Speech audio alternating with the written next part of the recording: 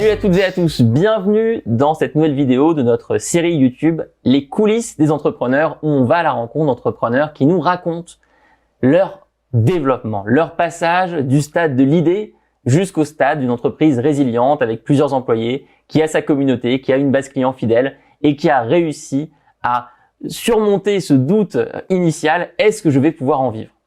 Et donc aujourd'hui, on va traiter du secteur e-commerce et je suis ravi d'avoir avec moi une personne que je vais vous présenter dans un instant avec beaucoup de plaisir. Elle s'appelle Claudette Lauvencin. Elle vient du Canada. On va essayer d'éviter les anglicismes parce que quand on parle, elle et moi, on a l'habitude d'utiliser des mots anglais. Elle est la cofondatrice d'une marque qui s'appelle Fempo, une marque de culottes menstruelles. Et je me souviens, Claudette, de ce premier jour où on s'est rencontrés dans un café parisien et où tu m'as expliqué le concept de culottes menstruelles. Est-ce que tu peux nous le présenter aujourd'hui? Ok, cool. Bon, merci Alex pour cette invite. Donc oui, ça fait quand même un petit moment qu'on s'est rencontrés dans ce café et à ce moment-là, je t'expliquais c'était quoi une culotte menstruelle. C'est encore le même concept. Donc en fait, c'est un sous-vêtement qu'une femme peut porter au lieu de ses protections hygiéniques classiques, à savoir tampons, serviettes, etc. Durant sa journée de règles. Donc comment c'est fait? C'est très simple, sous-vêtement avec différentes matières à l'intérieur pour absorber et pour être étanche. Et c'est tout. Date de création de Fempo, c'était en quelle année? 2017. 2017, on enregistre cette vidéo en 2021. Est-ce que 22, Alex. 22. Est-ce que tu peux nous donner des chiffres sur le nombre d'employés, le nombre de millions d'euros de chiffre d'affaires que vous avez fait depuis le début, ou un ordre d'idée, un ordre de grandeur? Oui, absolument. Donc, depuis le commencement de cette aventure, au tout début, on était deux avec Fanny quand on a lancé ce projet. Ensuite, Fempo en 2021, c'est une douzaine de salariés, un bureau à Paris, une communauté de plus de 200 000 femmes qui ont testé la culotte menstruelle avec nous sur les 200 000 clientes. 200 000 clientes, oui, 200 000 clientes et un peu plus de ce nombre-là, communauté en ligne qui nous suit régulièrement sur les aventures de la boîte. Qu'est-ce que ça te fait de te dire que tu as créé quelque chose qui en quelques années a été utilisé par plus de 200 000 personnes? Je t'avoue, c'est quand je dis les chiffres, c'est un peu difficile pour moi de mesurer tout ça. C'est vrai qu'au tout début, mais encore aujourd'hui, quand on fait nos rapports annuels avec Fanny, on le met à l'échelle de différentes villes en France, parce que moi, dire 200 000 personnes, je sais pas. Donc, je sais qu'un des rapports on avait rempli, c'était on était l'équivalent de Biarritz. Je connais Biarritz, donc pour moi, c'était se dire que chaque personne à Biarritz avait testé une Fempo. Donc c'était plutôt intéressant. Mais au-delà de ces chiffres-là, c'est surtout de me dire qu'en fait, on a pu amener un nouveau concept et à notre échelle démocratiser un sujet qui était assez compliqué, qu'on est arrivé sur le terrain, à savoir les menstruations, la santé des femmes, les règles, quoi. Et à notre façon, on a pu un peu ouvrir par la conversation sur ce topic en France. Et c'est ta première création d'entreprise? Absolument, ouais. Tu es, si je dis pas de bêtises, arrivé en France pour ce projet? Non, pas du tout. Tu étais en France depuis combien de temps quand tu commences? Ça faisait peut-être 6 mois que j'étais en France quand je suis arrivée. 6 mois. Ouais, je suis arrivée pour faire des études. Je faisais un master en politique publique et en fait au bout d'un premier semestre ça allait plutôt bien et j'avais on va dire un petit peu trop de temps libre, donc avec Fanny on s'est mis sur ce projet mais plus sur l'aspect de recherche. Pour moi ça allait rentrer directement dans mon master et en fait d'un projet de recherche c'est devenu une entreprise et depuis j'ai pas quitté. Donc première expérience entrepreneuriale, idem pour ta cofondatrice Fanny qu'on salue si elle regarde cette vidéo. Et 200 000 clients. Et vous n'avez pas levé de fonds également dans cette aventure. Vous avez utilisé un prêt bancaire, je crois, à un moment, mais jamais de levée de fonds. Vous êtes encore propriétaire du capital de l'entreprise. C'est incroyable. Ouais. Et donc, on va essayer de comprendre ensemble les secrets, les piliers de cette réussite qu'on peut essayer de traduire sur n'importe quel entrepreneur qui se lance dans l'e-commerce. Okay. Premier secret de la réussite sur un projet e-commerce, l'obsession du produit, la connaissance par cœur de votre produit. Alors pour introduire ce thème, Claudette, on peut parler évidemment de ce qu'il ne faut pas faire, à savoir lancer un site e-commerce qui vend tout et n'importe quoi, essayer de concurrencer Amazon, ce qui est évidemment impossible parce qu'on n'aura jamais le même catalogue produit qu'eux. Aujourd'hui, la manière de réussir à trouver sa niche, sa communauté, c'est de prendre un produit pour l'entrepreneur qui se lance dans l'e-commerce, se spécialiser à fond sur ce produit, en devenir complètement obsessionnel. Et je crois pour le coup que toi, les culottes, tu en as rêvé, tu les connais sous toutes les coutures, c'est le cas de le dire. Absolument. En plus, quand on s'est lancé, c'est vrai que il y avait personne d'autre qui faisait ce qu'on faisait, en tout cas en France.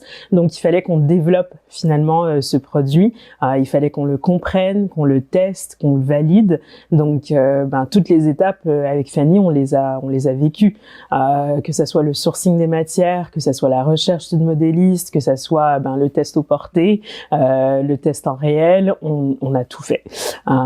Et on a tout fait et je suis hyper contente qu'on l'ait fait parce que finalement, on comprend presque mieux que n'importe qui d'autre, je crois, aujourd'hui, comment ce produit fonctionne et quels sont... pourquoi il fonctionne finalement, pourquoi il y a cet effet waouh, quels sont les points faibles, quelles sont les choses sur lesquelles on sait qu'on pourra peut-être s'améliorer, mais à terme, on sait à quel moment on pourra plus aller plus loin. Et en fait, tout ce qu'il y a à savoir sur la culotte, je crois qu'on la connaît aujourd'hui. Et comment t'as fait? Tu t'es formé, t'as suivi des cours de couture, Je me suis formée, comme Claudette et Fanny se forment tout le temps, c'est-à-dire sur Google. Donc, bonne vieille recherche. Déjà, on connaissait le concept. On connaissait le concept. Venant du Canada, il y avait des entreprises qui proposaient quelque chose de similaire, mais pas tout à fait ce que nous on voulait, c'est-à-dire un produit qui pouvait être porté toute la journée, sans fuite, sans problème, etc. Donc de là, on est allé sur Internet trouver qu'est-ce qui existait ici en France, en Europe. On est tombé sur plusieurs forums, souvent de mamans qui faisaient pour leurs enfants des culottes lavables, des couches lavables, je veux dire, donc qui utilisaient, on va dire, des matières similaires à ce que nous on voulait. On s'est inspiré beaucoup de ces forums-là, où est-ce qu'elles donnaient des recos, où aller chercher telle matière ne fonctionne pas, etc., etc.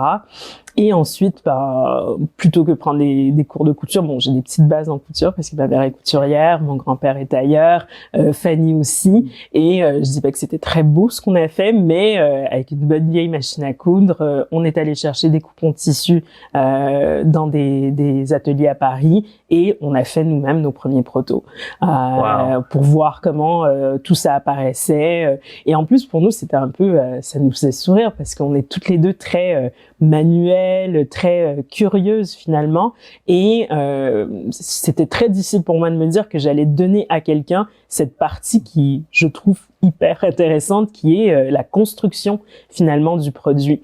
On s'est donné un peu le chapeau d'ingénieur en chef, en tout cas ingénieur textile sur ces premiers mois, première année de l'aventure.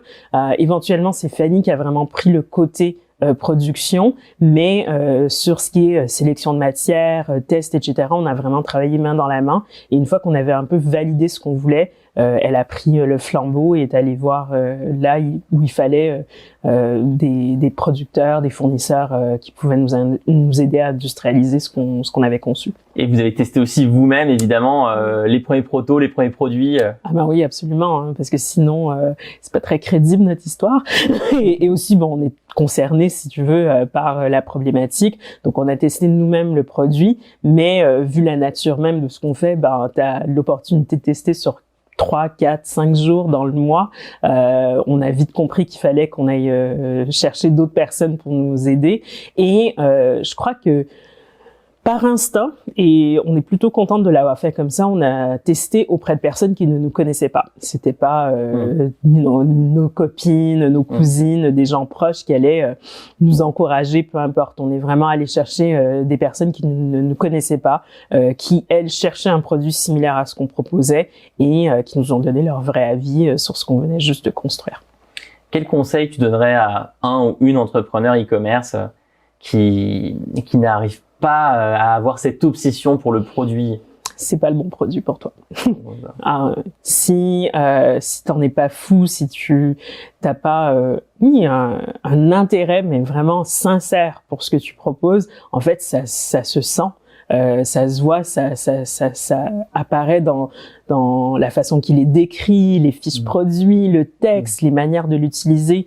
Un exemple tout banal, il y a quelques années, on a sorti une pochette de voyage. Très simple, mais moi le concept c'était, je voulais que les filles puissent avoir un objet joli dans lequel elle pouvait mettre sa culotte menstruelle dans son sac, qu'elle aille en week-end ou pas. Et en fait, puisque j'avais pas la main directe sur la conception de ce produit, lorsqu'on m'a remis la fiche produit, les mots qui ont été utilisés étaient les mauvais. C'était pochette voyage pour aller on the go. Tu vois, ça semble très simple, mais en fait, pour moi, lorsqu'on n'aime pas ce qu'on fait, ça se sent. Mais par contre, moi, j'avais toute une histoire pourquoi cette pochette. C'était pas juste une énième pochette qu'on allait créer. Non, c'est que j'avais déjà imaginé, tu es en galère, t'as un problème, tu veux pas que ça apparaisse. J'ai créé la pochette swag que t'as toujours voulu. Et donc ça, pour moi, c'est un exemple de si on n'est pas obsédé, si on n'aime pas ce qu'on fait, ça se ressent et on n'arrive pas à transmettre à travers les bons mots.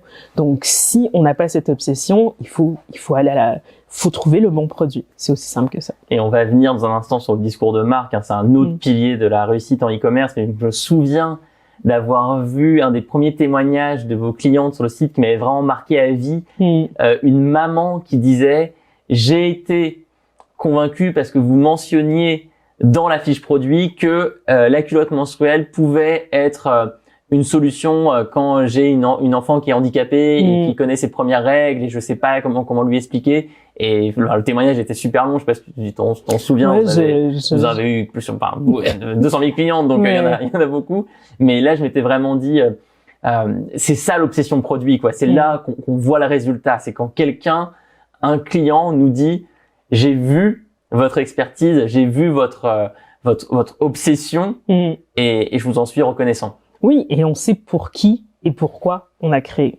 Donc, on sait quels sont les différents cas de figure. Celui que tu présentes, où est-ce que oui, un enfant en handicap a tous ses challenges et arriver à la puberté, c'est un challenge de plus. Donc, avoir quelque chose qui simplifie ce moment-là.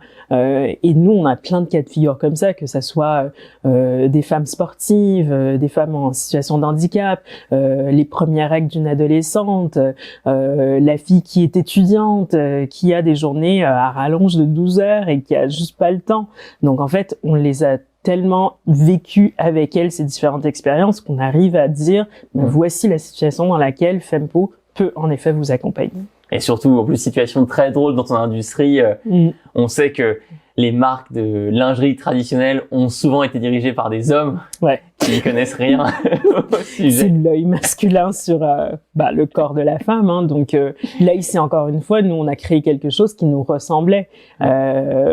Qui peut-être ne plaît pas à tout le monde, parce qu'on est dans quelque chose de pratique, de bien, avec des bonnes matières. On n'est pas dans quelque chose d'ultra, on va dire, sexy, en guillemets, même si ce terme, franchement, veut tout et rien dire, mais en fait, qui nous ressemble. Et à celles qui se retrouvent dans ce qu'on fait, de nous rejoindre, et pour d'autres, il y a d'autres marques qui proposent autre chose. Et peut-être, attends, dernière question là-dessus, sur l'obsession produit. Je suis obligé de te la poser. Le syndrome de l'imposteur. Nous, on voit dans nos formations, dans nos accompagnements, des personnes qui veulent se lancer dans l'e-commerce, qui veulent créer des marques et confrontées à ce besoin de devenir obsessionnel du produit, nous disent « je me sens pas légitime, je me sens imposteur ». Ça peut être par exemple quelqu'un qui vient pour une marque de tapis et qui à un moment se dit « mais qui je suis pour me mettre dans le monde du tapis et comprendre comment fonctionne un tapis ?» Mais ça peut être la même chose avec des maillots de bain, ça peut être la même chose évidemment pour d'autres personnes qui aimeraient se lancer dans le prêt-à-porter. Les conseils de Claudette pour surmonter le syndrome de l'imposteur. Les conseils de Claudette. Écoute, je crois qu'il est toujours là en fait, ce syndrome, et même le reconnaître. Se dire en fait, ok, peut-être que je suis pas légitime, mais je le fais. Et moi, c'est en faisant et à répétition que finalement je me rends compte, ok, je l'ai fait hier, je le fais aujourd'hui, je vais le faire demain, je vais le faire la semaine prochaine. Et en fait, ça devient, c'est comme le sport. En fait, c'est à force de le faire qu'on devient cette personne qu'on ne s'imaginait pas. Donc, c'est très américain ce que je vais dire, c'est très canadien, mais en vrai, c'est just do it. Il faut le faire. Il faut le faire.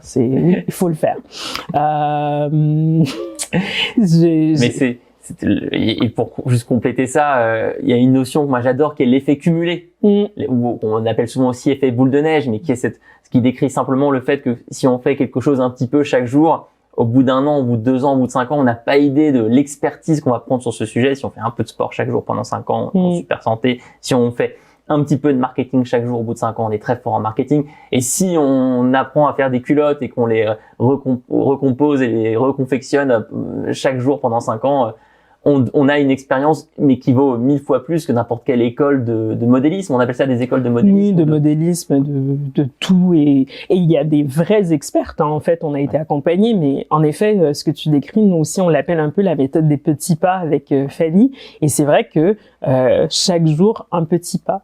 On a utilisé cette méthode, que ça soit pour la création du e-commerce, pour la formation sur le digital, la formation sur des problèmes techniques de SEO que je ne connaissais pas du tout. Fanny, comment elle a appris à être légitime en atelier avec des fournisseurs, avec des producteurs qui te regardent et ont le droit de dire, ben, en fait, t'es qui, toi?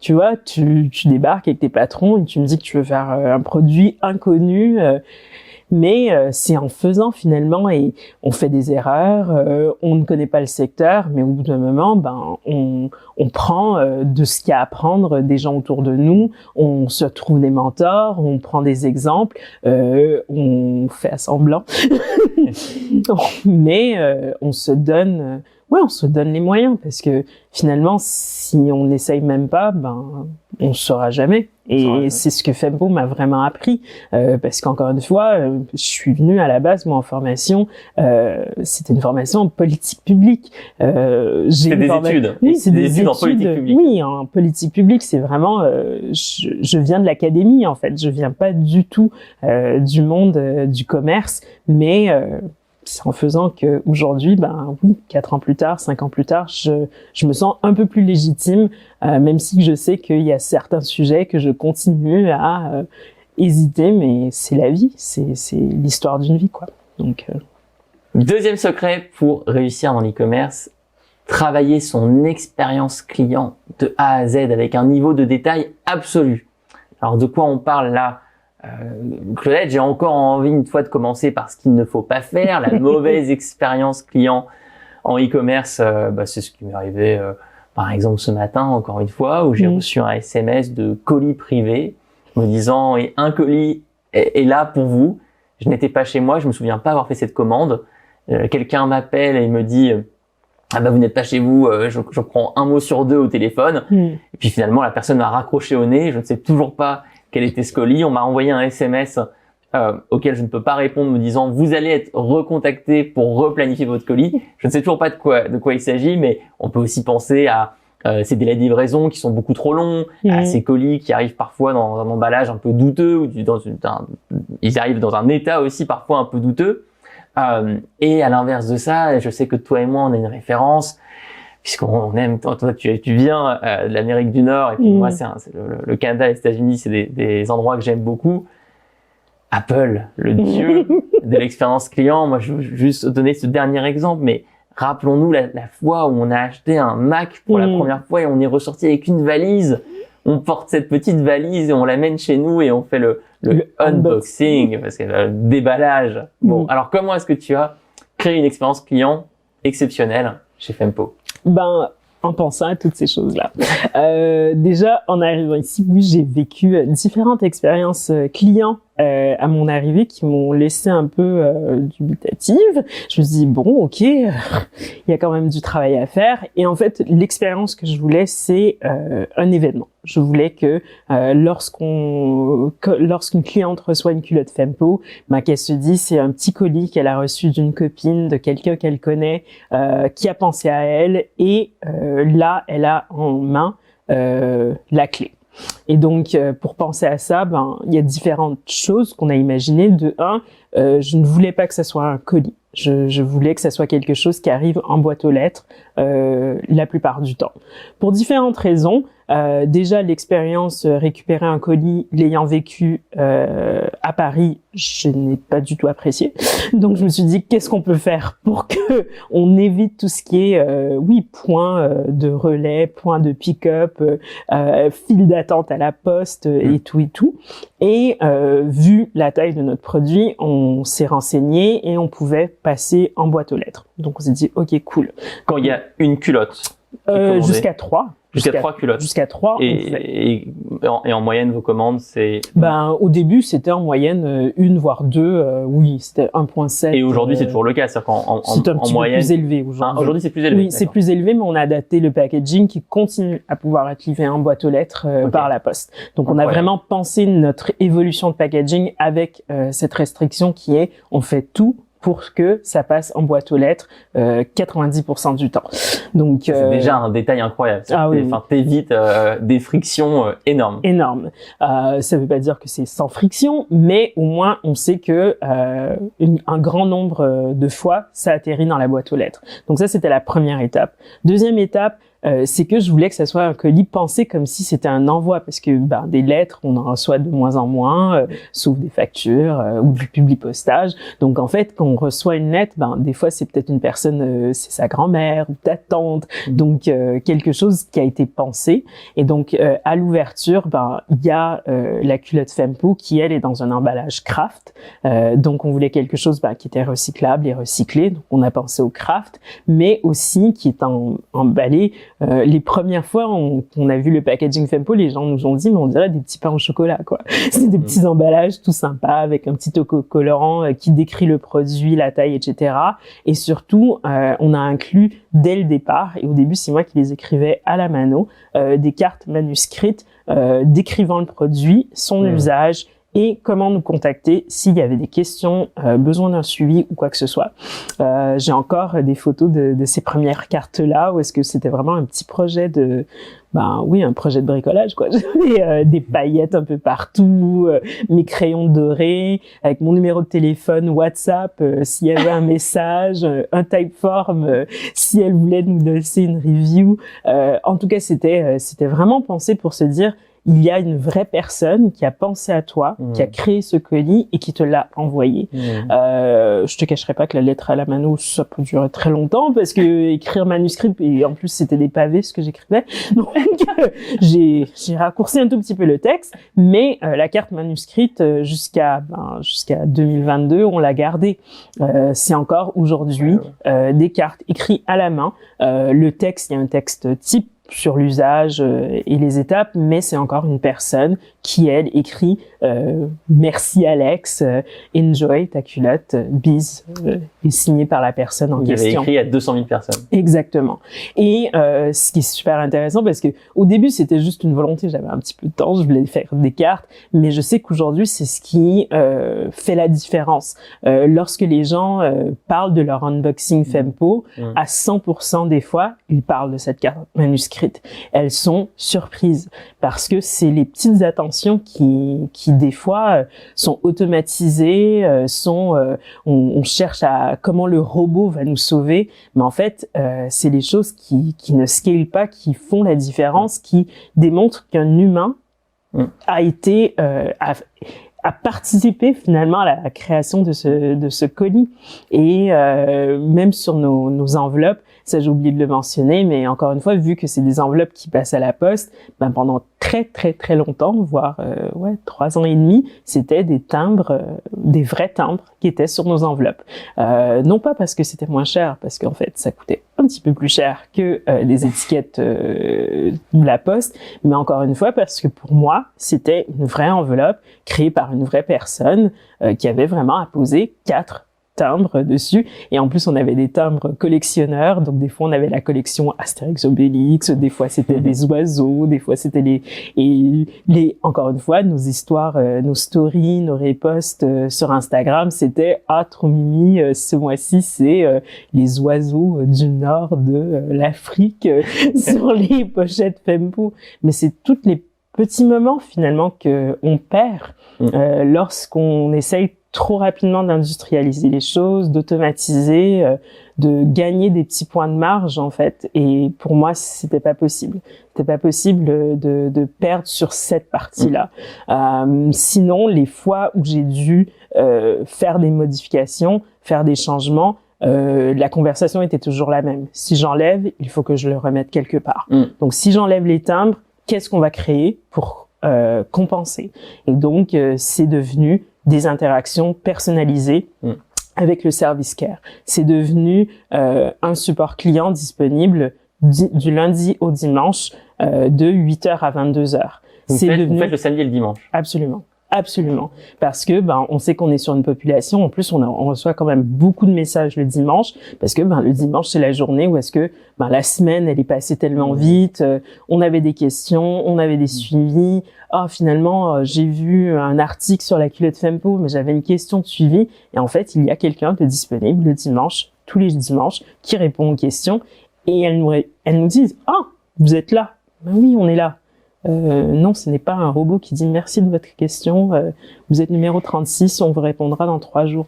Sachant que vous faites, si je dis pas de bêtises, du support via Instagram. C'est-à-dire que vous avez compris aussi qu'il y a énormément de clients aujourd'hui, et peut-être en particulier pour votre produit qui est la culotte, qui ont pas envie d'envoyer d'un mail, qui ont envie de faire des messages privés à Instagram. Absolument. Et donc les marques e-commerce qui gagnent, c'est les marques qui s'adaptent à ça et qui peuvent gérer un support rapide sur cette plateforme. Ah oui, et c'était un combat pendant très très longtemps avec les différentes plateformes de support, parce que très peu de plateformes aujourd'hui sont intégrées avec toute la famille Facebook, donc Instagram, WhatsApp et compagnie. Donc oui, c'est de la réponse de messages sur un portable. C'est parce qu'il n'y a pas de plateforme intégrée, on n'est pas sur un ordi.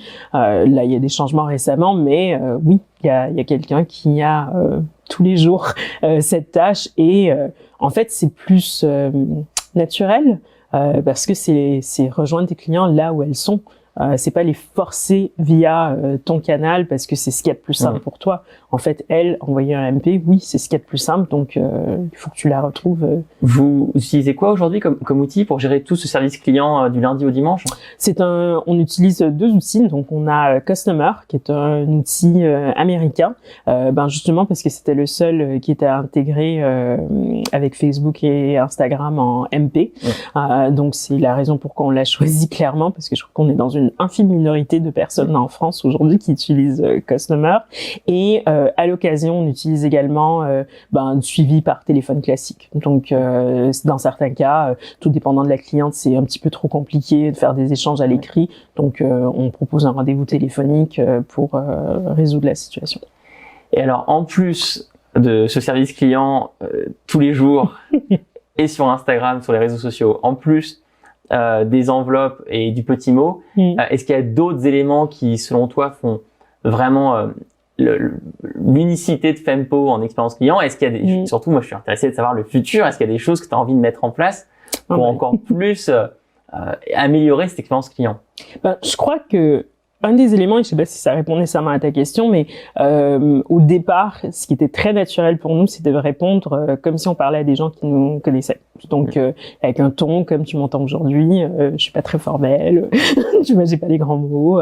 Donc c'est parler pas nécessairement entre copines, mais on va dire personne à un niveau proche. Donc on a toujours utilisé le tutoiement. Dans certains cas, je dirais dans 99% des cas, ça passe. Il y a 1% où est-ce que la personne n'est pas à l'aise, mais finalement elle comprend qu'elle n'est pas dans la bonne communauté. Parce que Fempo, c'est quoi? C'est des bons plans entre copines qui se partagent, qui échangent. Donc il y aura pas de merci madame, monsieur. Non. Donc il y a cet aspect-là. Après, pour les prochaines étapes, pour moi, ce que je voudrais voir, c'est comment on fait, encore une fois, dans cette ère des réseaux sociaux qui, des fois, masquent. On est très dans le m'as-tu vu, c'est dans le beau, dans le parfait, dans le lisse. Comment Fempo réussit à casser un peu tout ça et avoir du vrai. Parce qu'encore une fois, on voit des campagnes de vrai, mais c'est du vrai amélioré. Comment nous, on fait pour avoir des conversations sur nos thématiques, mais avec notre ton à nous, qui n'est ni fataliste, qui n'est ni moralisateur, on n'est pas des profs ou des instructeurs, on est des femmes qui cherchent à avoir des connaissances sur des sujets qui concernent notre corps, notre santé, comment on utilise finalement l'espace que Facebook ou Instagram ou WhatsApp, peu importe, nous propose pour avoir ces conversations-là. On le fait beaucoup dans l'emailing. Nos campagnes d'emailing, nos échanges de newsletters sont très proches, mais je voudrais qu'on sorte au-delà de ce qu'on a réussi à faire en emailing qu'on puisse le faire sur les réseaux, parce que je crois que justement pour celles qui sont pas dans notre liste d'abonnés, ça leur permettrait de se dire, il y a une autre façon aussi de vivre sa santé, son corps. Il y a d'autres vocabulaires à utiliser, autres que. Ouais, et là, moi, ce que j'entends dans ce que tu dis, c'est que l'expérience client ne se limite pas qu'au produit. Absolument. Ne se limite pas qu'à recevoir, à commander ma culotte sur votre site Shopify, sur votre site e-commerce, à la recevoir et à m'émerveiller de l'unboxing. C'est plus global, l'expérience client, c'est aussi les interactions que je peux avoir avec vous via votre newsletter, via les réseaux sociaux, la capacité à avoir des conversations, la capacité peut-être à vous voir de temps en temps dans des vidéos. Enfin, c'est tout cet ensemble-là qui fait qu'à un moment, je me sens partie prenante de la communauté Fempo. Absolument. Parce que pour moi, Fempo, c'est une communauté à la base. C'est comme j'ai dit au début, c'était un projet de recherche. C'est que je voulais comprendre comment les femmes vivaient leurs règles en France. Est-ce qu'elles étaient satisfaites ou pas? Et en fait, de là, on a développé un produit avec leur retour. Mais ce produit, pour moi, a toujours été un peu, on y met une excuse. C'était une façon de parler aux femmes. C'était une façon de mettre un peu de lumière sur des sujets que je trouvais beaucoup trop mis de côté, traités comme des tabous. Et donc, là où la culotte menstruelle a été un succès en tant que produit, je veux continuer à avoir la conversation autour du corps des femmes, de leur santé, comment on fera pour prendre pleine possession de qui on est et faire de notre corps un allié, en fait. Et donc, oui, ça va passer par d'autres produits, mais ça va aussi passer par beaucoup plus de conversations, beaucoup plus de contenu, beaucoup plus d'échanges. C'est ça pour moi la mission de cette entreprise. C'est marrant parce qu'en ayant cette conversation, ça me rappelle un des échanges les plus mémorables que j'ai eu au service client Live Mentor. C'était quelqu'un qu'on va appeler Rémi, c'est un homme, mais j'ai changé le prénom, qui m'appelle un soir vers 20h30, 21h, parce qu'à l'époque je restais beaucoup trop tard au bureau, et qui me dit oui, je voudrais suivre une formation pour développer un nouveau projet. Et puis on commence à parler. Et au bout d'un moment, je me rends compte que cette personne a déjà monté 3 entreprises qui ont toutes les 3 fait faillite. Je me rends compte que cette personne a 120 000 euros de dettes à titre personnel. Je me rends compte que cette personne est tombée dans des schémas type pyramide de Ponzi. Donc pour ceux qui nous regardent, c'est des schémas d'arnaque en fait où il faut toujours payer plus. Et je me rends compte que cette personne en fait est en dépression, soignée par des psychiatres. Et là, tu te retrouves dans une situation d'expérience client, même si personne n'est pas client, mais en fait, par rapport à la discussion qu'on vient d'avoir, ça fait partie de ce qu'on peut appeler l'expérience client au sens global, qui peut pas être dans le playbook, qui peut pas être dans le fichier de règles. Tu peux pas te dire ah bah tiens, je vais faire une entrée dans notre base de connaissances globale. Que faire quand il y a quelqu'un qui est en dépression et qui a 120 000 euros de dette, qui appelle pour une formation, et en fait il faut à ce moment-là réagir et dire attends, est-ce que la priorité est de suivre une nouvelle formation, est-ce qu'il n'y a pas une priorité sur le remboursement des dettes d'abord, quelle est ta situation, est-ce que tu es responsable à titre perso des dettes ou est-ce que c'est des entreprises, est-ce que tu as un conseil pour t'aider sur la liquidation judiciaire parce qu'il y avait certaines entreprises qui étaient pas encore, la liquidation n'était pas encore tellement finie. Et en fait cet échange a duré 50 minutes où à la fin j'ai dit à cette personne ce n'est pas le moment de suivre une formation, là tu as un CDI, il faut le garder, il faut mettre de l'argent de côté, et puis ensuite il faudra je vais commencer à expliquer les différences entre les différents modèles économiques, et lui il avait été parti sur des entreprises qui demandaient beaucoup de capital de départ. Bref, est-ce que toi tu as en tête un cas au service client peut-être plus mémorable que les autres où tu t'es vraiment dit là ce qu'on fait c'est parce que moi c'est ce que je dis toujours, c'est que l'expérience client c'est là où tu apprends vraiment qui est ton client, c'est là où tu découvres la réalité de la vie, quoi. Ce qui tue les grandes entreprises, c'est que leur patron n'a jamais été au téléphone avec le moindre client ou la moindre personne qui aurait pu devenir client. Ouais, j'essaie d'y penser parce qu'il y en a tellement. Je pense à une femme qu'on va appeler Justine. Et en fait, elle nous avait écrit parce que elle avait vécu un cancer. Et durant ses traitements et tout, elle avait pas eu ses règles. Je crois que ça faisait 1 an et demi ou 2 ans qu'elle les avait pas eues.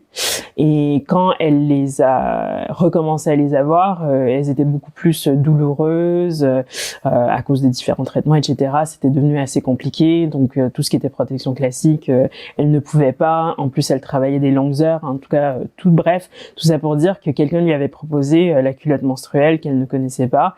Et en fait, dans le témoignage, elle expliquait que au-delà de juste cette liberté, le fait qu'elle n'avait plus ce poids de se dire déjà j'ai fait un traitement, je m'en suis sortie, je suis là, je suis survivor et là en plus je dois vivre un nouveau challenge.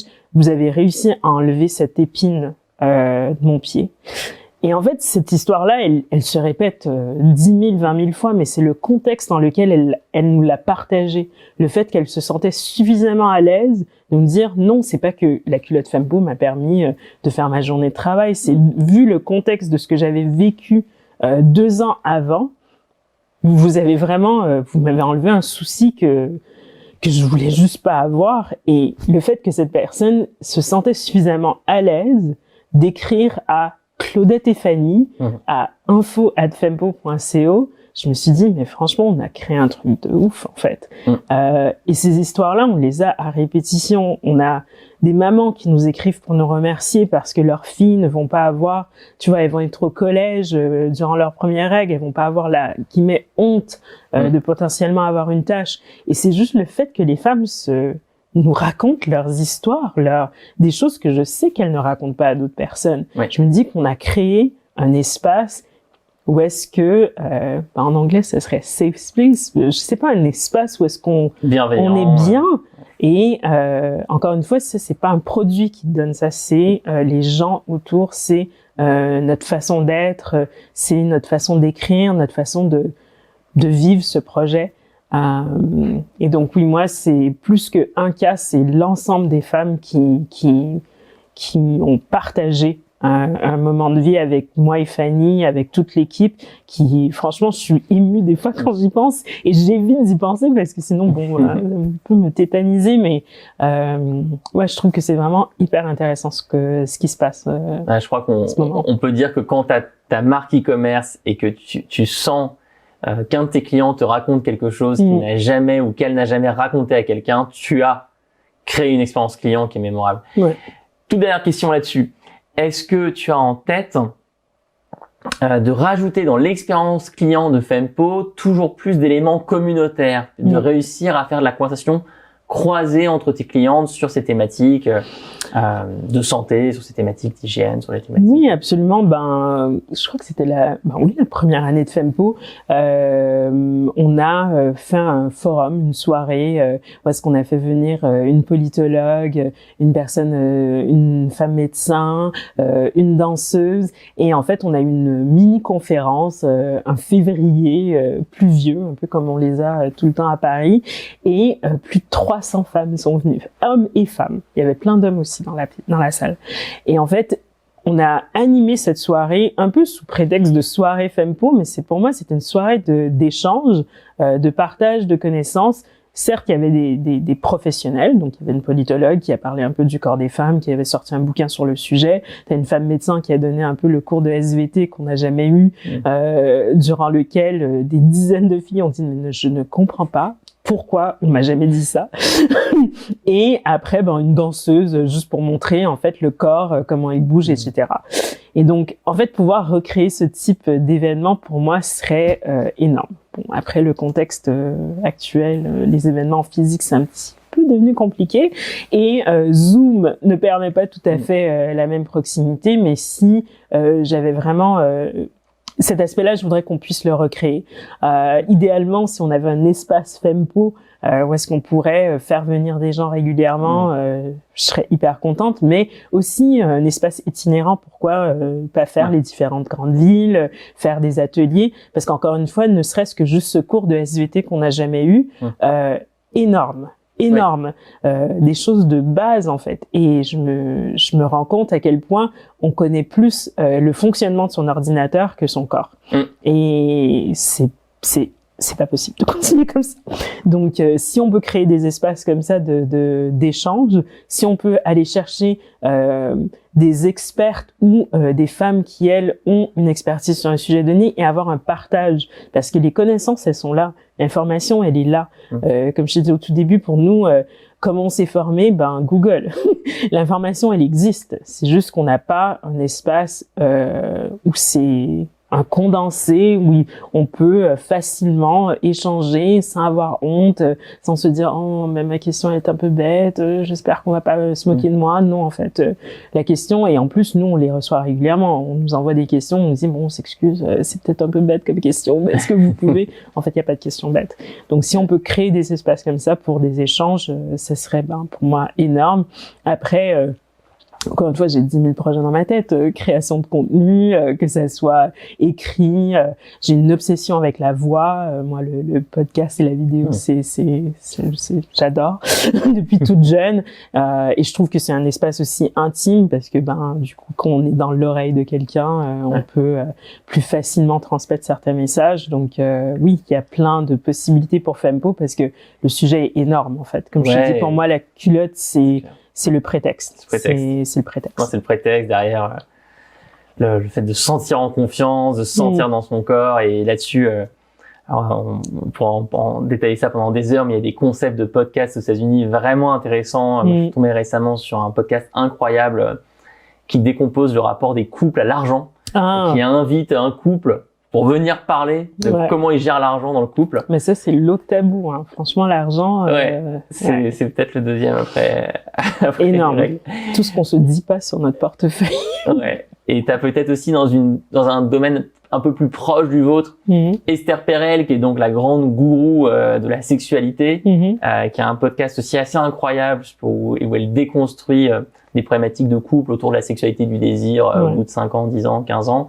Elle a aussi créé là un jeu de société, un jeu de questions avec des cartes où tu réponds à des questions sur comment qu'est-ce qui te fait naître le désir en toi, qu'est-ce qui fait que tu es en confiance avec ton partenaire ou pas. Donc c'est un les jeu langages d'amour, exactement, les langages de l'amour. Exactement. Et non, je pense que là-dessus effectivement il y a plein de choses géniales à creuser. Troisième secret du succès en e-commerce, la maîtrise de la trésorerie. La maîtrise de la trésorerie. Alors, ici, de quoi parle-t-on? On parle de la situation qui arrive malheureusement à beaucoup de personnes qui se lancent dans l'e-commerce. J'achète X milliers d'euros, X dizaines de milliers d'euros, X centaines de milliers d'euros de stock. Voire millions. Voire millions pour certains projets très financés. Et puis, j'arrive pas à les vendre. J'arrive pas à les vendre. Ou alors, je les vends, mais le délai entre le moment où je décaisse et le moment où j'encaisse est trop long et me met en grande difficulté financière. Alors, Fempo, comment vous avez fait? Comment vous avez fait pour éviter ce problème-là? Vous n'avez jamais levé de fonds auprès d'investisseurs privés, toujours été autofinancé et vous n'avez pas, à ma connaissance, mis beaucoup d'argent vous-même dans l'entreprise, je crois. Moi, j'ai mis 300 euros chez Live Mentor. Toi, j'ai commencé avec 250. 250, tu me vas. Mais je veux noter que pour une étudiante à Paris, c'était énorme. C'était plus que mon loyer. Et pour le capital initial, 2500. Mais ça, franchement, j'ai gratté tous les fonds de tiroir possibles pour trouver ce capital. Merci à ma sœur. On la salue. Qui a cru en moi.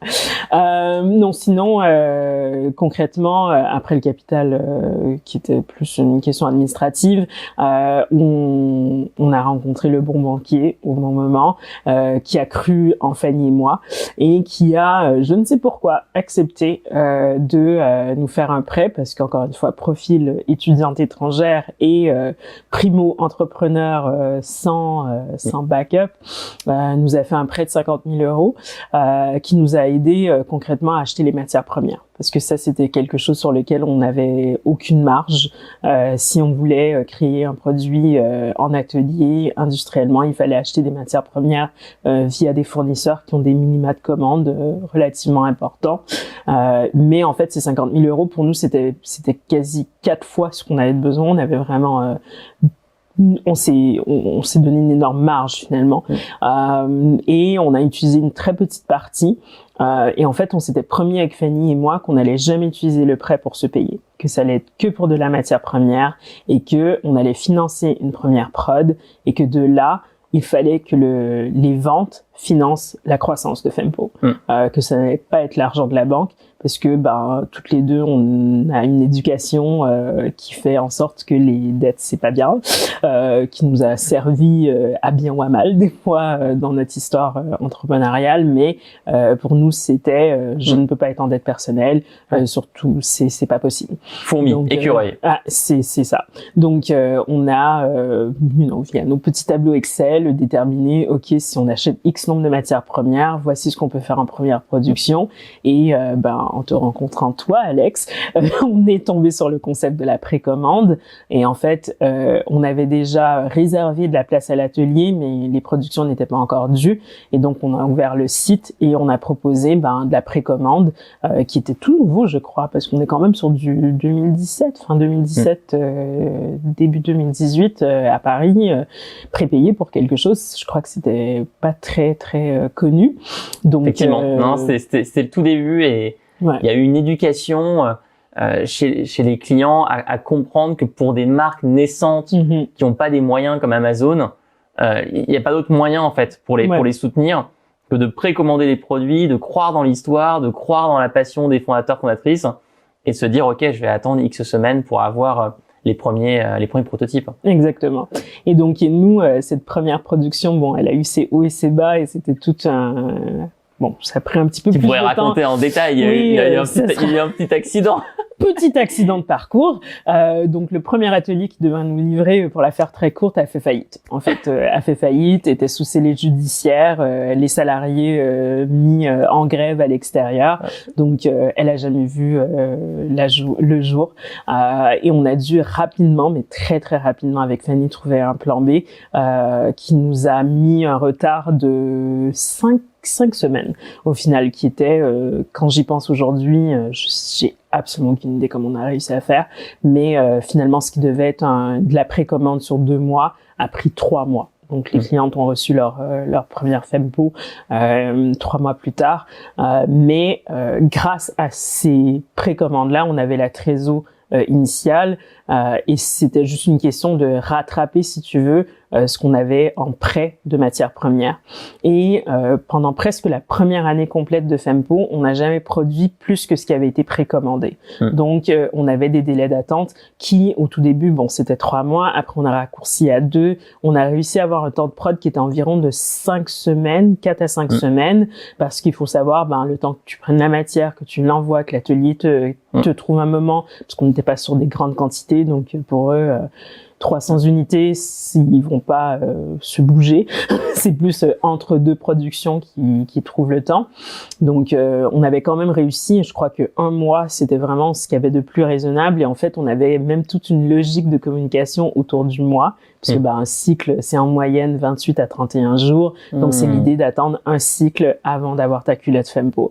Donc pendant ce mois-là, c'était la chance de t'éduquer, s'assurer que tu comprenais le produit, comment il allait fonctionner, quand tu le reçois, comment l'entretenir, quelles sont les questions type témoignages, etc. Donc j'ai même réussi à créer toute une chaîne de communication autour de ce délai. Donc c'était pas plus mal finalement. Mais c'est comme ça qu'on a fonctionné pendant la première année. Et ensuite, en fait, avec le temps, il y a une attente parce que les primo-adoptantes, elles attendent un peu. Après, elles ont le bouche à oreille, l'effet waouh. Mais moi aussi, je veux une culotte menstruelle. Et en fait, on commence à avoir de plus en plus de personnes. Et on va dire la tolérance entre guillemets pour le moi est moins présent. Donc on a, mais même nous aussi, on s'est amélioré, on a eu des quantités plus importantes. Du coup, on avait eu l'opportunité avec des ateliers de vraiment avoir des calendriers dédiés à Fempo et on a réussi à avoir des temps de production plus courts.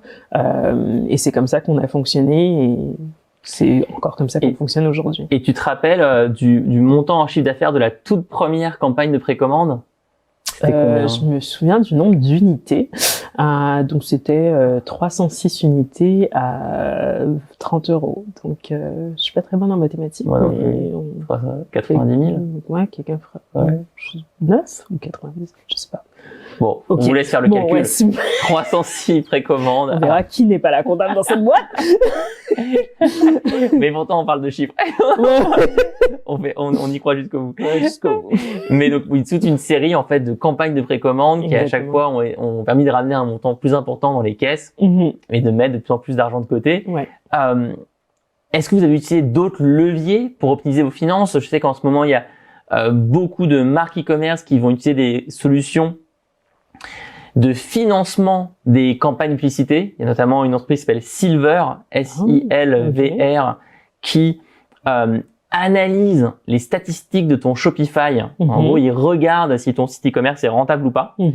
Et si tu l'es, ils peuvent te financer tes campagnes Facebook et Instagram. Ils te donnent l'argent et toi, tu les rembourses une fois que tes campagnes de communication ont donné des résultats. Donc, au bout d'un mois, 2 mois, il y a faudra qu'on se prenne un café parce que je ne connaissais pas le concept. C'est une boîte assez récente qui s'inscrit dans toute une tendance américaine qui s'appelle le Revenue Based Financing. On va essayer de traduire ça en français. C'est financement basé sur le chiffre d'affaires. Bon, qui est quand même logique parce que voilà, c'est très logique. Mais c'est des solutions un peu plus modernes que les banques en gros, mais spécialement pour les sites e-commerce. Donc ça, c'est une option. Et puis ensuite, bon, il y en a plein d'autres que vous avez peut-être utilisé, mais comme tout simplement chasser les coûts constamment, être obsessionnel quand on est une marque e-commerce de ton ratio coût de production, chiffre d'affaires, la marge, travailler peut-être les upsells, les cross-sells, à savoir tout ce qui se passe dans l'expérience d'achat. Tu nous donnes beaucoup plus de crédit que ce qu'on mérite. Non, concrètement, au début, on a travaillé nos marges. En fait, on était très consciente de ce qu'on produisait. On avait une idée de combien on voulait faire payer, parce que déjà, je voulais que ce soit un produit accessible. Donc, je savais que je voulais qu'on ne dépasse pas les barres des 30 €.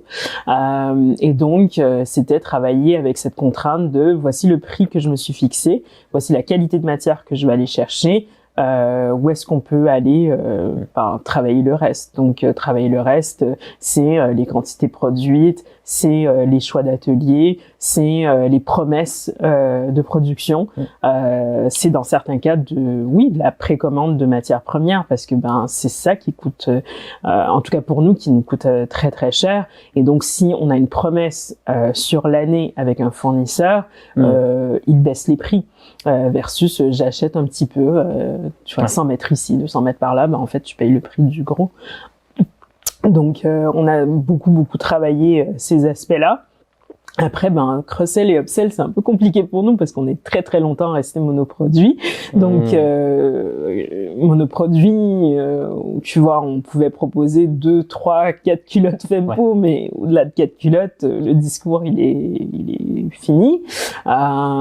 Mais en fait, ce qui a toujours très bien fonctionné pour nous et qui nous a même permis pendant très longtemps de ne pas faire de publicité, c'était le bouche à oreille. C'était revenir à cette idée de ce produit a un effet waouh. Dès qu'elle le porte, elle veut en parler. Donc, comment on favorise ce partage et sans nécessairement mettre un montant en face, parce que le bouche à oreille, qui dit bouche à oreille ne dit pas nécessairement programme de parrainage, parce que j'ai fait un pilote d'un programme de parrainage 1 an après qu'on ait commencé, et en fait, j'ai interviewé quasiment toutes les nanas qui ont participé, et ce que j'ai compris, c'est que en fait, le retour des 5 € ou des 10 € qu'on proposait n'était pas du tout la raison pour laquelle elle partageait. Elle voulait partager le bon plan. Donc, en fait, c'est comment je fais pour faciliter ce partage de bon plan. Est-ce que j'ai mis un plugin pour WhatsApp? Est-ce que j'ai un lien rapide avec Facebook ou Messenger? Mais concrètement, c'était ce qu'un peu Seth Godin des fois nous parle de ce sentiment d'autorité qu'on peut avoir dans son cercle. En fait, c'est ce qu'elle voulait. Elle ne voulait pas le retour monétaire. Donc, c'est ça qu'on a travaillé longtemps, c'est cette communauté, c'est cet échange, c'est la mise en avant de filles qui, un peu les stars de Fempo, qui sont les warriors qui sont mises en avant, que ça soit mis en avant via des témoignages ou dans nos stories. Je sais que, un repartage en story, pour certaines, ça valait plus que Que 5 euros. Ouais, que 5 euros, qu'un coupon. Donc, même penser à ça, en fait. Quels sont les leviers qu'on a qui vont vraiment parler à notre communauté. En tout cas, pour nous, c'est ce qui fonctionnait. Et donc, juste pour revenir sur ce que j'ai dit, en fait, moi, cette information, je l'ai eue que quand j'ai interviewé, que j'ai parlé concrètement à ces personnes-là, parce que sinon, si je lisais que les chiffres sur une fiche Excel, j'aurais dit, en fait, programme de parrainage, c'est un flop total, ça sert à rien, Fempo ou notre marché ne répond pas à ce type de récompense. Or, aujourd'hui que je sais que c'est pas le cas, tu vois, je fais 3 ans plus tard, le programme de parrainage chez Fempo fonctionne quand même très bien, mais je sais que ce n'est pas, le point de motivation n'est pas le montant. C'est qu'il faut travailler en parallèle de ce montant-là, un autre aspect d'autorité qu'elle recherche. Et là-dessus, je te partagerai une vidéo qu'on vient de tourner en ajout de notre formation e-commerce où on analyse des nouveaux programmes de parrainage qui sont beaucoup utilisés aux États-Unis et qui ne reposent pas justement sur un incentive financier avec par exemple des places gratuites pour des événements, un certain statut dans la communauté, ou par exemple une entreprise e-commerce qui propose un système de parrainage où si moi je te parraine, toi tu vas recevoir tous les mois, c'est parce que c'est un système, c'est des box en abonnement, tu vas tous les mois recevoir ton produit avec marqué de la part d'Alexandre. Tu vois, parce que je t'ai parrainé. C'est moi qui te... Tu te souviens? C'est moi. Et ça, pour pas mal de personnes, ça peut avoir beaucoup d'impact. Mais c'est ce statut, oui, c'est un symbole, c'est un statut que tu as dans ta communauté, dans ta tribu, et on le cherche tous. On le cherche tous. Donc en fait, il faut aller pour ta communauté, pour ta tribu. C'est quoi en fait qu'elle recherche? On est des animaux sociaux. Absolument. Et dernier point, peut-être quand même sur la marge, sur les coûts, sur la maîtrise du BFR qui a été fondamentale dans le succès de Fempo, vous avez évité les intermédiaires. Vous êtes un site e-commerce qui vend en direct. Et là où en e-commerce, l'avantage du e-commerce, justement, c'est ça, c'est d'éviter ce qui ruine parfois l'histoire d'énormément de marques et notamment des marques de prêt-à-porter, qui est je vais aller me négocier à bâton rompu avec des grandes surfaces, avec des magasins qui vont prendre mes produits et les revendre, mais là la marge est détruite. Ah oui, elle est détruite. Et encore une fois, bon, après je voudrais dire qu'on y a pensé, c'était partie de notre plan machiavélique, notre stratégie à Fanny et moi, mais en fait c'est qu'on est toutes les deux très têtues et je ne voulais pas donner ces clés à quelqu'un d'autre. Je ne voyais pas comment quelqu'un allait aussi bien que moi, aussi bien que un membre de mon équipe, quelqu'un que j'avais formé directement, parler de Fempo. Donc pendant très longtemps et même jusqu'à tout récemment, on n'était pas présente en boutique, on n'était pas présente sur des stands, dans des corners, à moins qu'on y était physiquement. J'ai fait quelques pop-up, quelques salons où est-ce que moi et une personne de l'équipe étaient sur le stand toute la journée pour expliquer pourquoi Fempo, comment ça fonctionne, etc. Mais de façon, avoir quelqu'un de façon anonyme dans une grande surface, c'était pas possible. Mais en effet, ça nous a permis d'éviter de perdre sur des points qu'on avait quand même travaillé très très fort, de perdre des points de marge là où c'était nos efforts finalement. Et pourquoi j'irais donner ces points-là à quelqu'un d'autre pour sa notoriété. Mais ça veut dire aussi beaucoup travailler son e-commerce, c'est travailler sa communication, ce que on n'aura pas facilement parce qu'on n'est pas dans Galerie Lafayette ou je ne sais pas, il faut qu'on aille le travailler en interne en ayant une communication, une présence, constamment parler, parce qu'encore une fois, je crois que c'est un ancien de Google, je me souviens plus, mais j'écoutais un podcast qui expliquait, en fait, ouvrir un commerce aujourd'hui, c'est comme ouvrir une boutique dans le désert, en fait. C'est pas parce que tes portes sont ouvertes que les gens vont venir. Donc, en fait, il faut constamment parler, être présent, être top of mind. Je m'excuse pour l'anglicisme. Mais il faut y être. Et ça, c'est un autre travail. Et il faut vouloir le faire aussi. Donc, Et puis, tu as une question aussi de concentration des efforts. Et les marques e-commerce qui essayent dès le début, dès les premiers jours, dès la première année ou même les 3 premières années, soit d'ouvrir des boutiques physiques, soit d'être présent dans des grandes surfaces, dans des centres de distribution, elles se prennent très souvent les pieds dans le tapis parce qu'il faut recruter des nouveaux profils, il faut recruter des commerciaux grands comptes par exemple qui vont coûter assez cher. Enfin, ça rend l'équation beaucoup plus complexe. Et c'est pas pour dire que moi la boutique physique, je crois qu'elle a sa place. Hein. Elle peut exister, peut-être même une boutique éphémère. C'est pas pour les boutiques en physique permettent d'avoir une expérience qui est différente du e-commerce et qui peut être complémentaire. Mais en effet, si on n'a pas fait ses calculs et on n'est pas sûr de son coût, on peut vite ruiner une très belle marge sur un produit et en fait se retourner et se dire mais en fait je ne comprends pas. On vend mais on ne fait pas d'argent. Il n'y a plus rien. Il n'y a plus rien. Secret numéro 4 de la réussite en e-commerce, le contenu. Le contenu en permanence, le contenu sur les réseaux sociaux, le contenu sur une newsletter.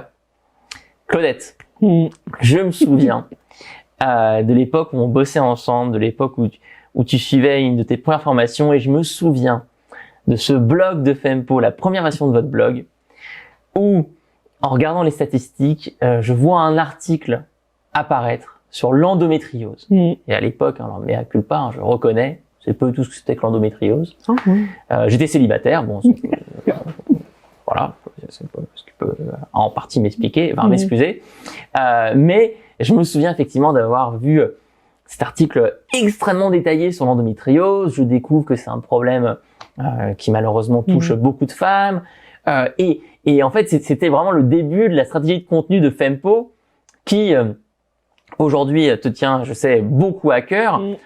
Et juste pour contextualiser, le problème d'énormément de marques e-commerce, c'est qu'elles injectent de l'argent encore et toujours sur Facebook et Instagram. Elles ne font que ça. Ça marche au début et à un moment, les coûts augmentent. Ça peut doubler chaque année. Ça sature et là, il n'y a plus de marge, il n'y a plus de rentabilité. On fait encore des ventes, mais à perte. Donc, on ne peut pas tenir très longtemps. Et le contenu est une solution pour ça. Et il y a aussi plein d'autres avantages. Toi, qu'est-ce que tu peux nous dire là-dessus? Comment elle s'est structurée, la stratégie de contenu de Fempo? La stratégie de contenu Fempo, encore une fois, elle est venue du cœur. Parce que pour moi, encore une fois, la culotte menstruelle, c'était la porte d'entrée. L'enjeu pour moi, c'était avoir un maximum d'informations, avoir que les femmes prennent des décisions en pleine connaissance de cause, et on peut que faire ça si on a la data. Donc, le blog s'inscrivait dans la mission qui était comment je fais pour, dans un format, un contexte avec des paillettes et du smile, proposer des informations importantes comme l'endométriose est une vraie problématique qui touche un trop grand nombre de femmes et qui prend trop de temps à être diagnostiquée et qui est une vraie problématique. Comment je m'assure qu'elle ait cette info-là. Et donc, c'est parti de ça, en fait. C'était pas une stratégie, c'était plus une volonté profonde de proposer des contenus importants, des fois sérieux, mais importants aux femmes. Et ensuite, on s'est vite rendu compte que oui, notre blog était devenu une référence pour plusieurs femmes. C'était un endroit où est-ce qu'elles allaient chercher de l'info. J'ai vite compris les enjeux de SEO, comment on pouvait, via notre blog, faire ressortir des informations, des mots-clés qui concernaient notre cible. Et donc, on a commencé à travailler avec des experts, mais pour moi, la ligne éditoriale, le cœur de ce qu'on faisait, devait toujours se reposer sur des vraies problématiques, des vrais sujets, des vraies infos. Parce qu'on peut, oui, très facilement écrire des articles sur tout et n'importe quoi, avec minimum 750 mots et les bons liens, et au final, il sert à rien ton article. Et donc, c'était un peu la ligne directrice du blog. Et du blog, ensuite, j'ai rebondi sur les réseaux. Parce qu'encore une fois, je me suis rendu compte, le blog, c'est bien qu'on fait une recherche active, on tombe sur un article sur l'endométriose, sur les pertes entre les règles, sur les pertes blanches, etc.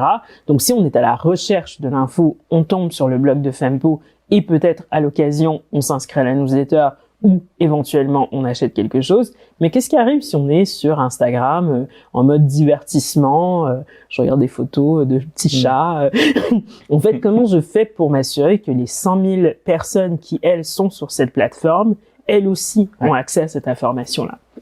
Donc, de là, on a commencé à avoir des discussions pour se dire, on peut pas prendre un article de blog, tu vas faire du copier-coller, ça paraîtra pas dans le fameux feed Instagram. Donc, comment on fait pour, on va dire, banaliser peut-être, je sais pas si c'est le bon mot, ou rendre finalement accessible à cette audience dans cet espace. Donc, on a commencé à faire, et merci au confinement finalement qui nous a beaucoup aidé à faire des lives, où est-ce qu'on faisait venir des expertes pour parler de topics qui étaient déjà adressés à l'écrit sur notre blog, mais là, elles avaient un format vidéo, un format questions-réponses, parce qu'on faisait des lives à questions-réponses. On a également fait des événements en physique, mais finalement, moi, en fait, la ligne directrice était toujours la même. Il y a des informations cruciales et importantes que les femmes doivent avoir. Comment on fait pour aller les rejoindre sur différents canaux? J'ai vite aussi appris que quand le contenu est roi, on peut se fatiguer très rapidement parce que on crée. Donc, il fallait aussi trouver une façon de comment un contenu peut être reproduit ou réutilisé par canaux. Donc ça, c'est une leçon que j'ai appris difficilement parce que sinon, je créais pour chaque canal à la fois, et ça c'est une recette parfaite pour se rendre folle. Donc c'est comment utiliser le même topic mais sur différents canaux, toujours avec cette volonté de dire il y a des informations importantes qui doivent être partagées. Si on reprend l'exemple de l'endométriose, entre ce qui était dit en 2017 qu'on a commencé et ce qu'on sait aujourd'hui en 2022, c'est énorme. Le nombre de femmes qui, elles, reconnaissent aujourd'hui que avoir mal durant ses règles, ce n'est pas normal. Et qu'il faut insister auprès de son médecin, de sa sage-femme, qu'on doit absolument être proactif dans sa santé. Donc, c'est des choses comme ça qu'on a mis en place et toujours aussi avec notre philosophie qui est des paillettes et du smile. On va pas rendre le truc trop sérieux, trop fataliste.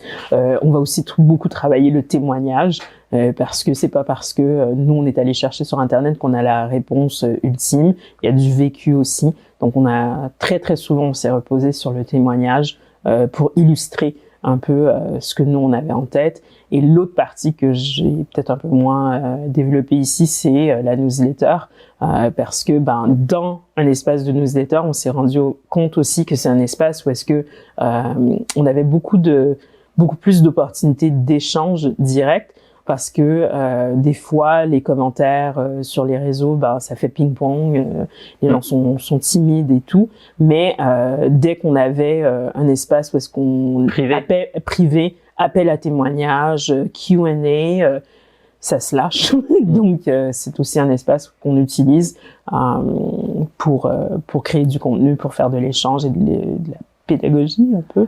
Ouais, on se sent en confiance dans sa boîte email. On a une capacité à répondre à une newsletter d'une entreprise qui est beaucoup plus forte que de mettre un commentaire sur les réseaux sociaux. Et il y a plein de choses qui sont passionnantes dans ce que tu as partagé. Moi, je peux que rebondir sur cette différence entre le contenu qu'on appelle evergreen, à savoir toujours valide, et le contenu éphémère. Et c'est vrai que moi, quand j'analyse des stratégies e-commerce de marque, j'essaie toujours de me dire, est-ce qu'on est sur du contenu type article de blog, vidéo YouTube, podcast, magazine, livre, des choses qui vont pouvoir être utilisées et réutilisées pendant des années, ou est-ce qu'on est que sur des stories Instagram qui vont disparaître?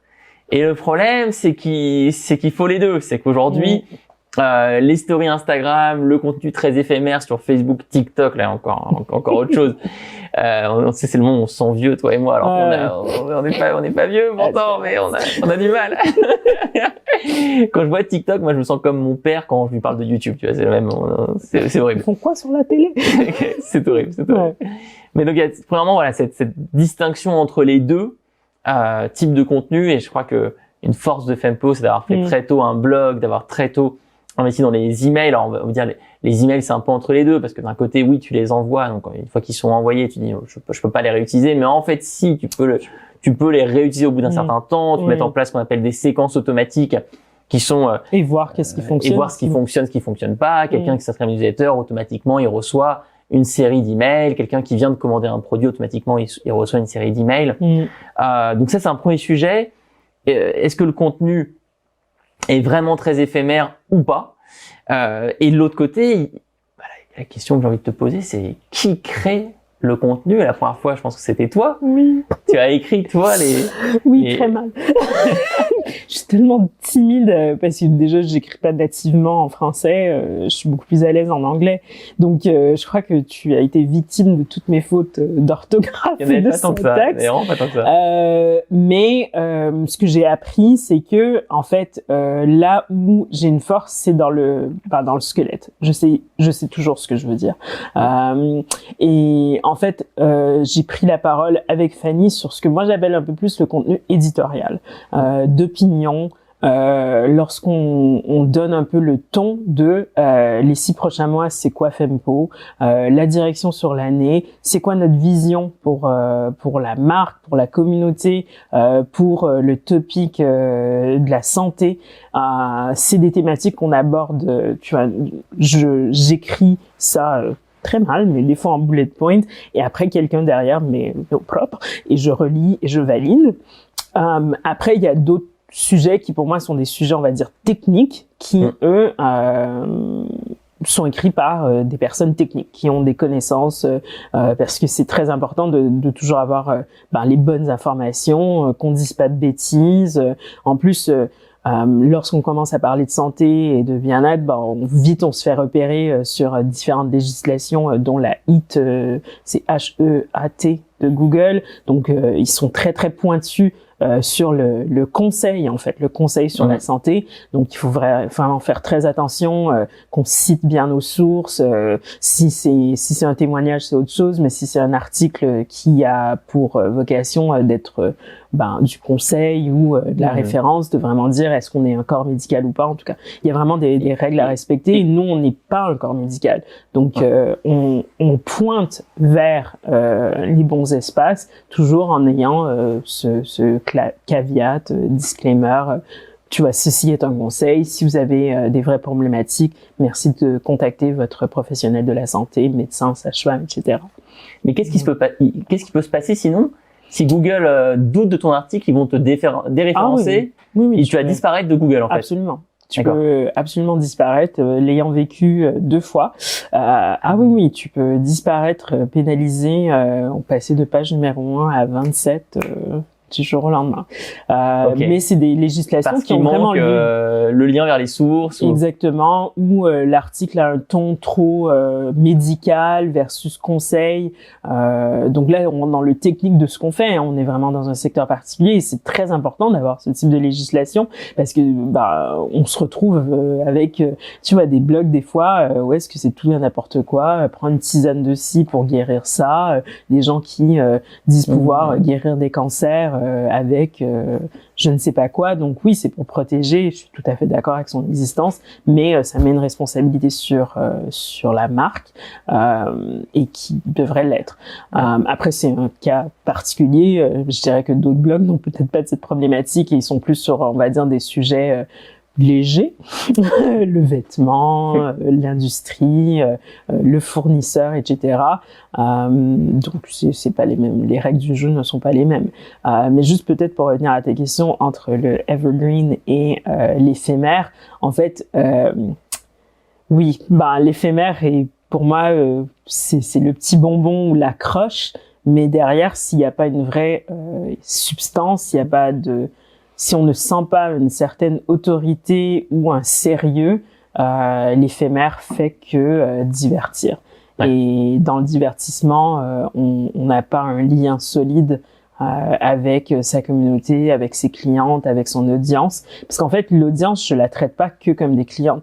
Et c'est ça que des fois que je trouve qu'il y a une confusion. Dans l'audience Fempo, dans la communauté Fempo, je suis tout à fait consciente du fait qu'il y a une partie qui ne sont pas clientes et qui probablement ne seront jamais clientes. Mais qui suivent, qui aiment, qui veulent aussi faire partie de l'aventure à leur manière. Donc à nous aussi d'être solides sur ce qu'on dit et qu'on ne soit pas constamment dans j'ai un truc à te vendre, j'ai un truc à te vendre, j'ai un truc à te vendre, j'ai un truc à te vendre, parce que elles vont pas l'acheter. Ouais. Donc il faut avoir autre chose à dire. Et oui, si c'est juste pour faire des vidéos de danse TikTok, c'est sympa et tout. Et c'est encore une fois, c'est le petit bonbon, c'est la petite accroche. Mais une fois qu'elle est abonnée, elle cherche autre chose en fait. Ouais. Elle veut quelque chose de plus du vrai. Elle veut du vrai et ça, c'est pas que de l'entertainment. Mais moi, j'ai l'habitude de dire aujourd'hui qu'un site e-commerce doit être un média, doit aussi être un média, quoi. Une marque doit être un média. Et du côté pile, il a jamais été aussi peu coûteux de monter un site e-commerce. Il y a des outils comme Shopify qui permettent de le faire avec quelques dizaines d'euros par mois.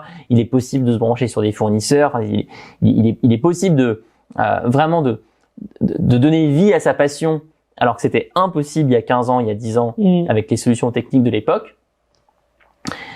Mais dans le même temps, comme c'est facile, beaucoup de gens le font. Et donc, les personnes qui s'intéressent à tel ou tel produit vont faire beaucoup de recherches.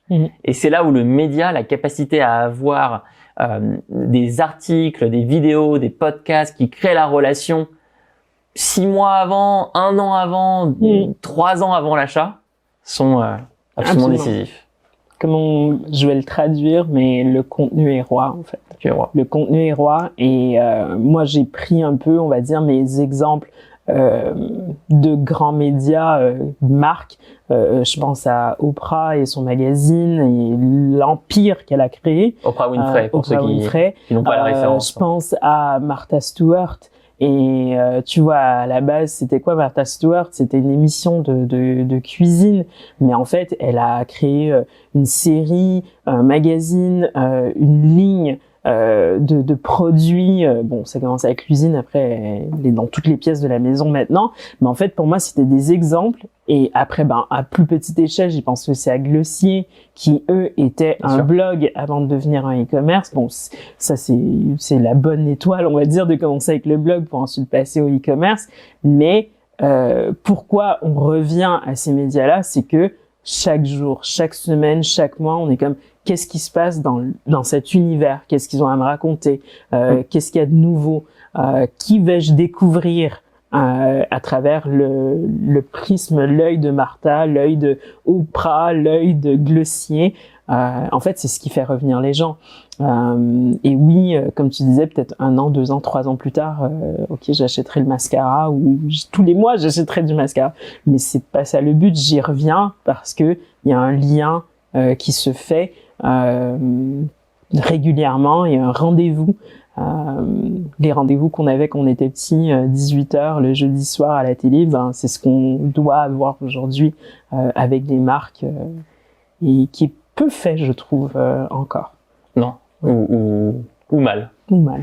Et d'ailleurs, pour illustrer ça, vous avez commencé aussi avec une enquête sur les règles au tout début. Si on revient vraiment à l'origine de Fempo, vous avez lancé une enquête non pas sur les culottes menstruelles, mais sur le rapport des femmes avec leurs règles. Absolument. Et vous avez reçu des milliers, je crois, 3000 réponses, qui sont autant de matière et de richesse pour ensuite savoir quel contenu créer. Absolument. Tu t'es basé là-dessus, peut-être d'ailleurs tu te bases peut-être encore sur ces 3000 réponses. Sur beaucoup plus de 1000 que les 3000, mais c'est en fait régulièrement, j'ai des échanges avec l'équipe de service client et en fait c'est de dire en fait quels sont les sujets du moment. Qu'est-ce que vous sentez? Est-ce qu'il y a des choses qui remontent plus que d'autres? Et en fait, il y a les filles du service client, pour moi, c'est un peu, et les appeler service client, c'est trop limitant, en fait, pour ce qu'elles font. Mais c'est elles qui qui savent avant tout le monde ce qui va se passer. C'est elles qui reçoivent les messages d'amour, les messages de plainte, les commentaires, est-ce que vous avez vu telle et telle marque fait ci, ou j'ai vu sur tel et tel blog, j'aurais aimé si Fempo faisait partie de ça, quelle collaboration j'aurais voulu voir de la part de Fempo. Même des fois elles sont très sympas, elles nous avertissent quand des gens reprennent notre contenu sans trop nous le dire, mais en fait c'est elles qui ont, oui, elles savent, elles sont un peu à l'avant-garde, on va dire finalement. Et donc régulièrement, j'ai des échanges avec la responsable de cette équipe pour dire en fait quels sont les moments, quels sont les topics. Et après, je lis et je relis tous les commentaires de presque tous les posts qu'on fait. Souvent, une fois par semaine, on met un sujet, on va dire santé, sous la rubrique qu'on a appelée Fempo Talks.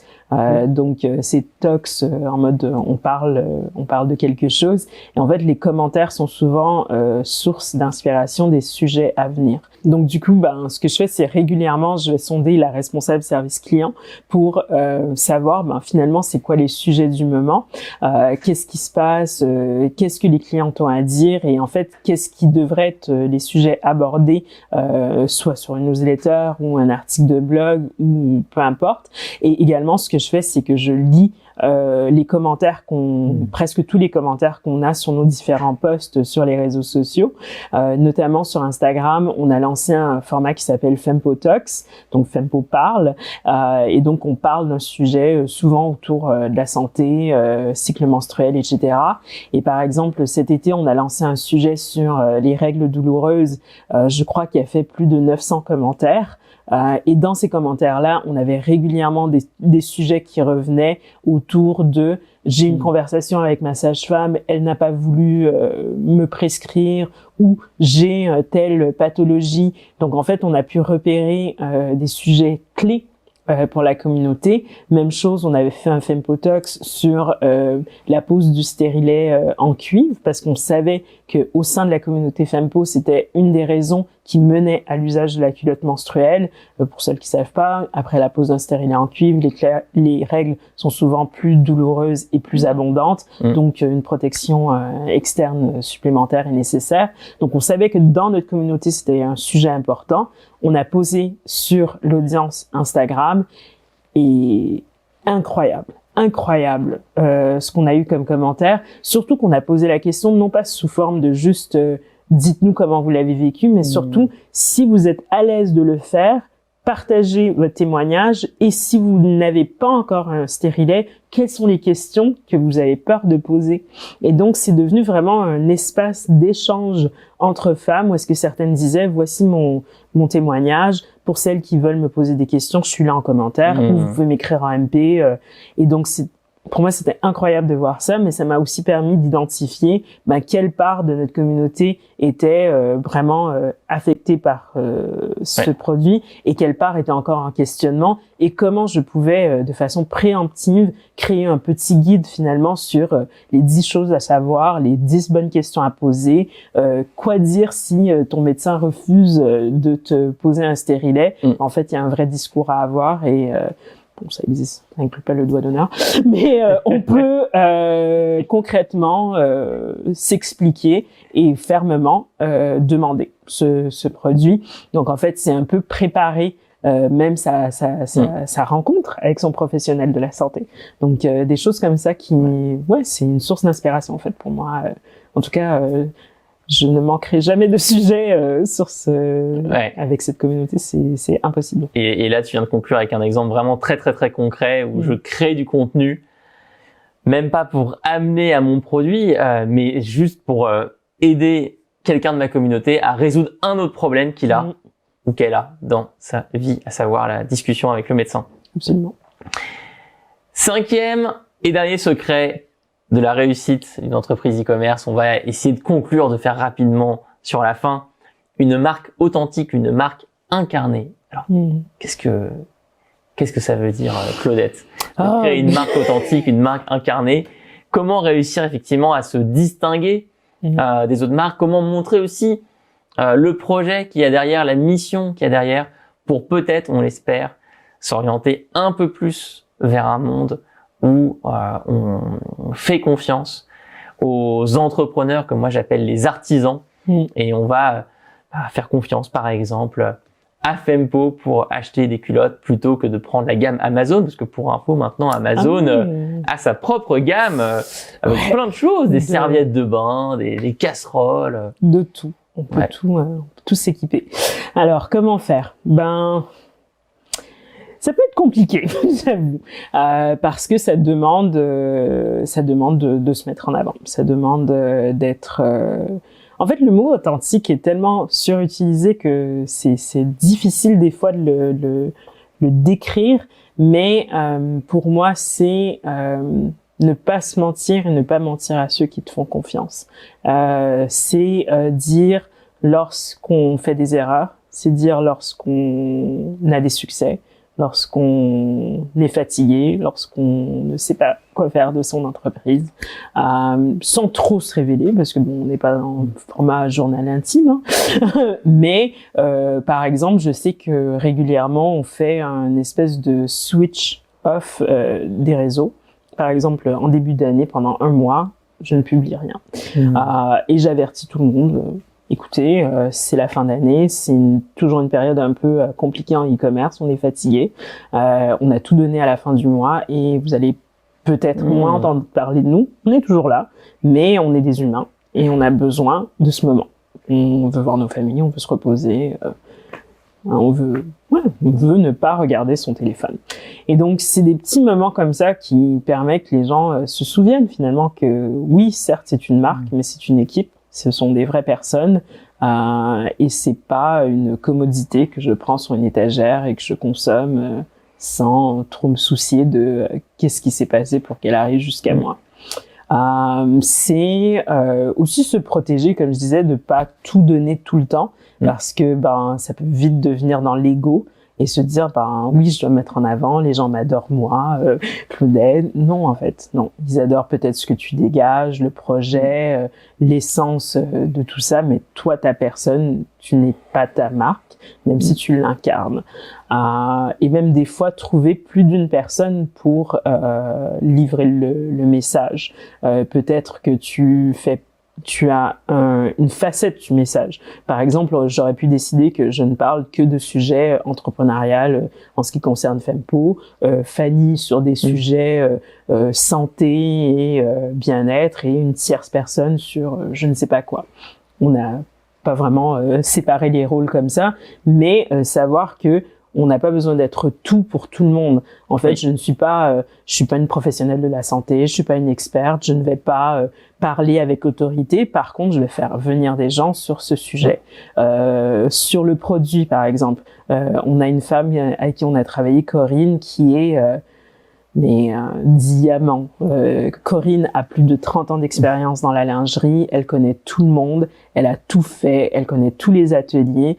Quand je fais des lives pour expliquer un sortie produit, qui est à mes côtés? Corinne. Parce que Corinne est capable de parler du énième petit fil, comment il a été monté, et en fait, elle parle avec cette autorité que je ne peux pas lui prendre.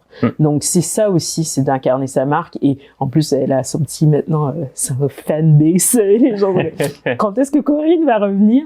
Mais c'est que, oui, c'est ça, présenter sa marque, c'est se dire ce qui est derrière les coulisses. Et c'est pas tout le monde dans l'équipe qui est à l'aise, et je ne forcerai jamais personne qui ne l'est pas de le faire, mais oui, c'est présenter Fempo avec tous ses différents visages, et même présenter Fempo, pas que l'équipe, présenter les gens qui composent Fempo, les warriors comme on les appelle, qui sont ces femmes du quotidien qui se présentent.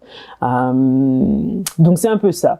Après, nous on a eu, on va dire, une aventure un peu en montagne russe quand ça vient incarner la marque, parce qu'on a très rapidement eu beaucoup de présence dans les médias parce que c'est un nouveau produit, c'est un projet entrepreneurial, de femmes se lancent et ça fonctionne. Donc c'était une histoire, on va dire, assez sexy pour les médias. Donc on a bénéficié de ça, mais comme je disais, il faut faire attention de pas trop prendre la grosse tête et se dire ah ouais, on est les chouchous et Paris. Non, en fait, c'est des choses qui, elles, vont vite disparaître, Et comme je disais au début, il faut avoir une substance, il faut avoir quelque chose de solide derrière.